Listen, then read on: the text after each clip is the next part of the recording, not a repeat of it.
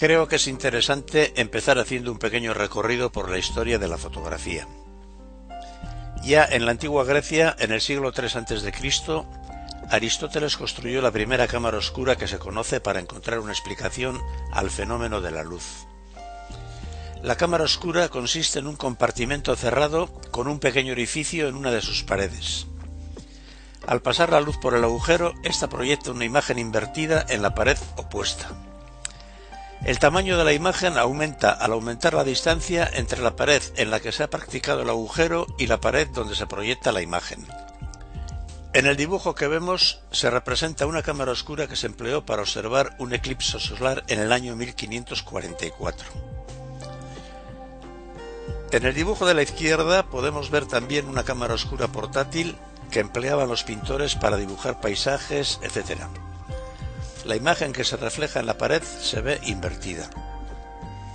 Y ya en el siglo XVI, el físico napolitano Della Porta le antepuso una lente biconvexa, una lupa, y con ello consiguió una mayor nitidez y luminosidad. Esto supuso una gran aportación para el desarrollo de la fotografía, ya que marcó el principio de lo que hoy conocemos como objetivo de la cámara.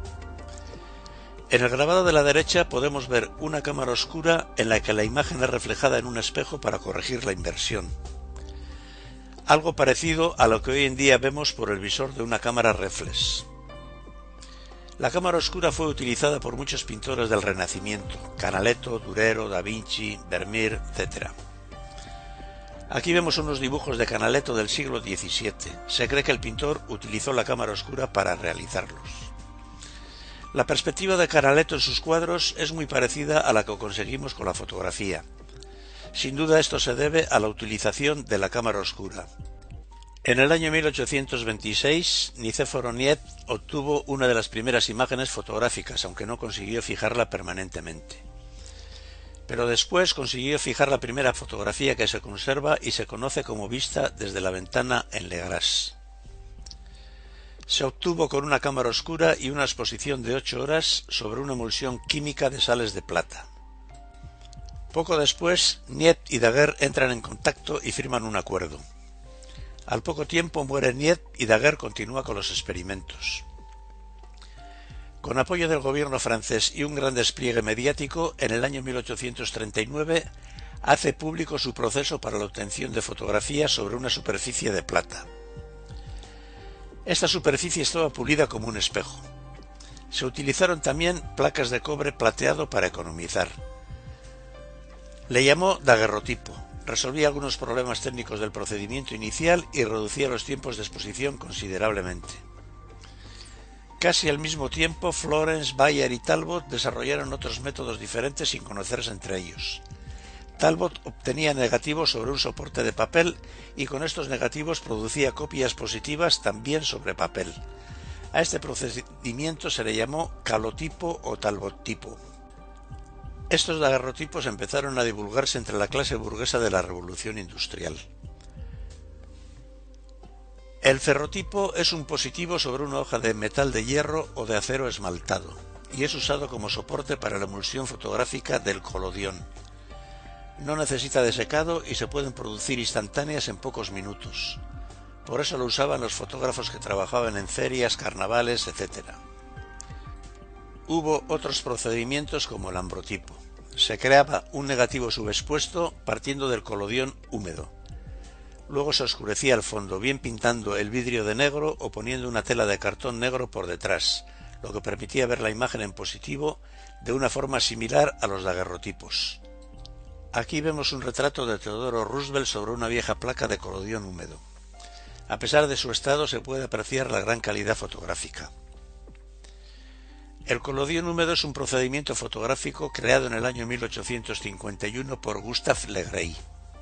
Fue el primero en utilizar un procedimiento con este compuesto y consiguió imágenes mediante el revelado con sulfato de protóxido de hierro. Su uso generalizado motivó el abandono de otros procedimientos como el daguerrotipo y el calotipo.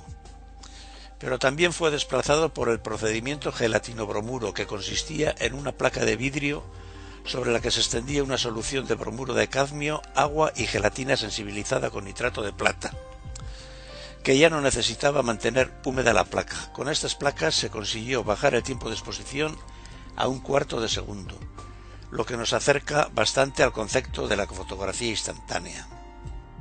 A partir de 1888, Kodak sacó al mercado una cámara fotográfica que utilizaba carretes de película enrollable en lugar de placas planas. Se puede decir que este fue el comienzo de la fotografía de aficionados. La primera fotografía en color es de una cinta de lana a cuadros llamada Tartan Ribbon. Fue tomada en el año 1861 por el físico escocés Maxwell y recibió el nombre de tricomía. Fue el primer sistema aditivo RGB aplicado a la fotografía utilizando filtros coloreados. Se hizo en 3 tomas, en cada toma con un filtro diferente, rojo, verde y azul. Cada una de las 3 imágenes se proyectaba sobre una misma pantalla. Varios métodos fueron ideados desde 1862. Uno de ellos estaba basado en el método sustractivo del color, utilizando 3 negativos para una foto y colocando un filtro entre la placa y el objetivo. El positivo se obtenía con la utilización del colorante correspondiente al color que representaba cada negativo. Era una fotografía única conteniendo los 3 colores.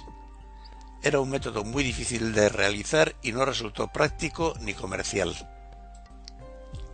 A lo largo del siglo XIX y principios del XX, las fotografías se coloreaban a mano, con acuarelas, óleos, anilinas y otros pigmentos. Pero esto no se puede considerar un método técnicamente fotográfico.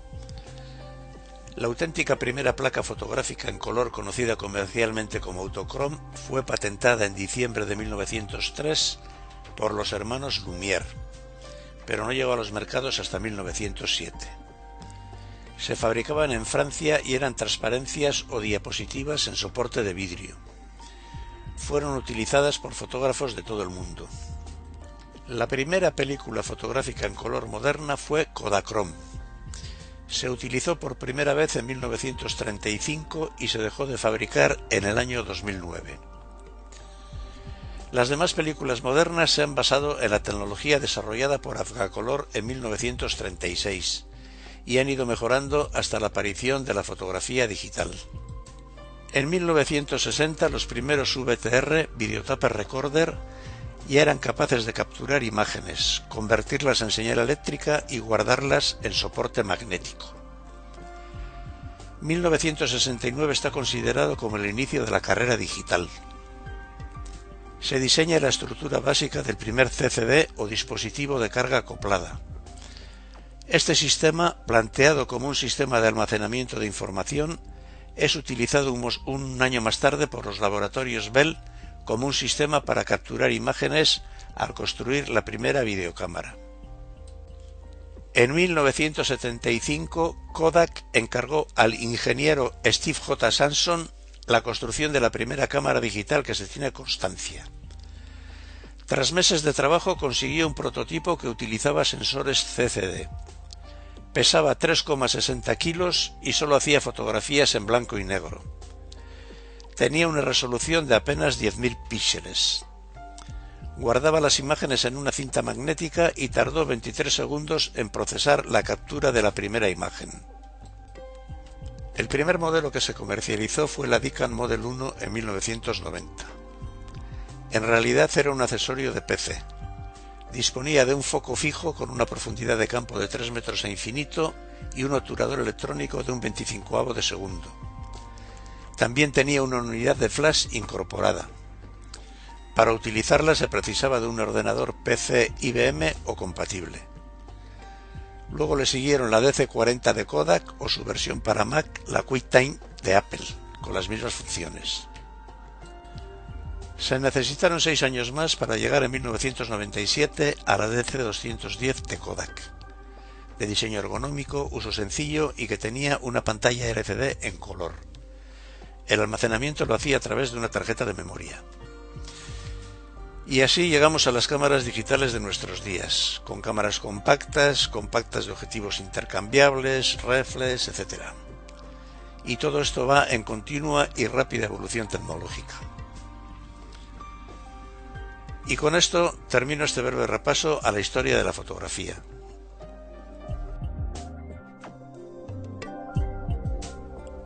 En el siguiente capítulo hablaremos del equipo fotográfico y de los elementos que lo componen.